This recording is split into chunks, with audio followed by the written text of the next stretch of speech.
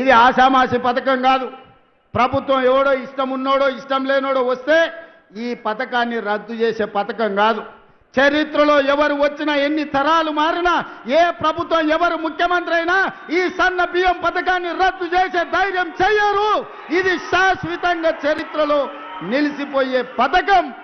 ఆ పథకాన్ని ఇయ్యాల మీరందరూ వేలాది మంది యువకులే కాదు, వేలాది మంది ఆడబిడ్డలు హెలికాప్టర్ నుంచి నేను చూస్తే చీమల దండే హుజూర్ నగర్ వైపు కదులుతున్నట్టుగా కృష్ణా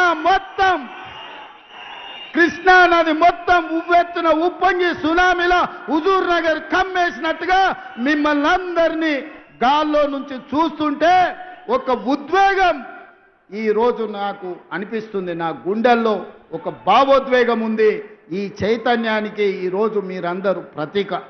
అందుకే మిత్రులారా, చాలా విషయాలు మాట్లాడాలని ఉన్నది, కానీ ఆలస్యమైంది.